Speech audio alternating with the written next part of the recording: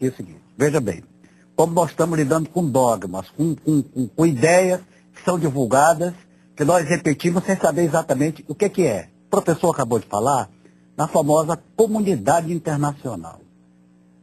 O que é a comunidade internacional? Quem fala por ela? Vamos pegar um exemplo recente.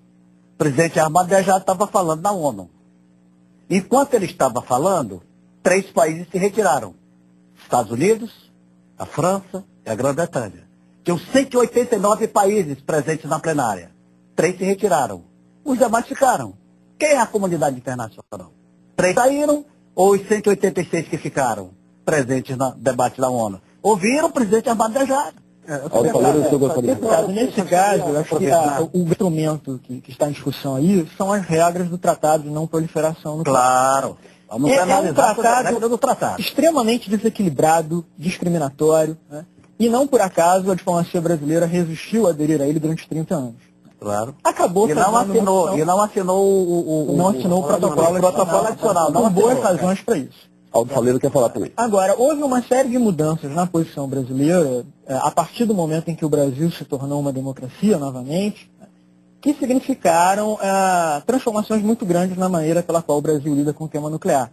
É a nossa Constituição, né, que estabelece claramente que a energia nuclear é só para fins pacíficos.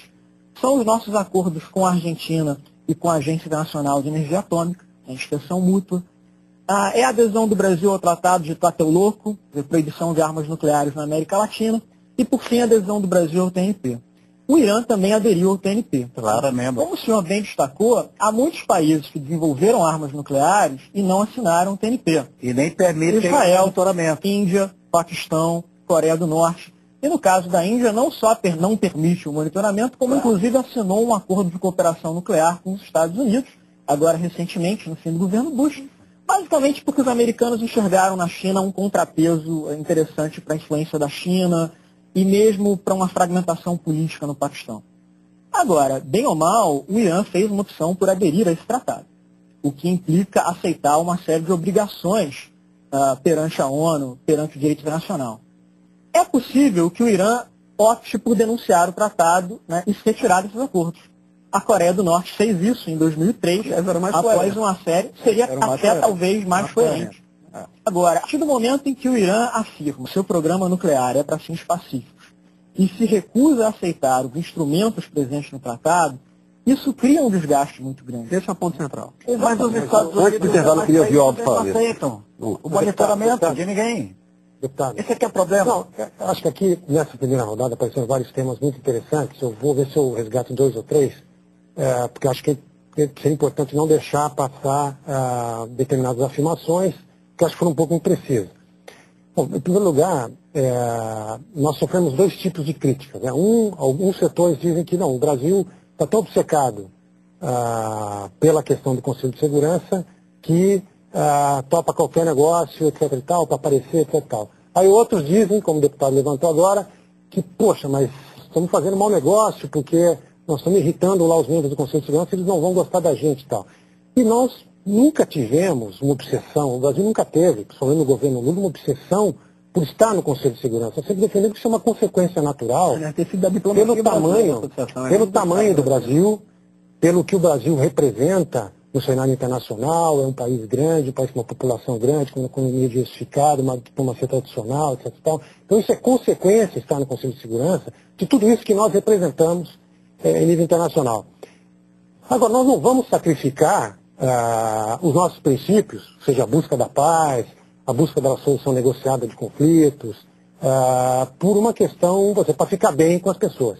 Nós não vamos deixar de fazer o que a gente acha que é correto para que determinado membro do Conselho de Segurança goste mais do Brasil e, portanto, possa, quem sabe, simpatizar com a nossa posição e votar a favor da tendo ganho comercial com isso. Mas aí, deputado, tem uma outra coisa, inclusive, nos P5, ou seja, nos 5 membros permanentes do Conselho de Segurança, 2 disseram claramente para nós, estiveram aqui em Brasília em abril, o presidente Hu Jintao, o primeiro-ministro Singh, com o presidente Lula, disseram claramente, olha aqui, nós não vamos partir para a negociação de sanções enquanto o presidente Lula não for ao Irã, porque eu acho que ele merece uma oportunidade de ir ao Irã e tentar uma saída diplomática. E os outros 3, a França, o Reino Unido e os Estados Unidos, Nas conversas com o presidente Lula, ele disse o seguinte: olha, nós achamos ótimo que vocês tentem isso. Se de vez em quando um ou outro funcionário de terceiro, quarto escalão acha diferente, inclusive o chanceler francês hoje desmentiu, ou seja, retificou o que disse na segunda-feira. Ele disse: não foi bem isso que eu disse. Deu uma entrevista para a agência France Press dizendo: olha, eu acho que o presidente Lula tem que tentar mesmo, etc. e tal.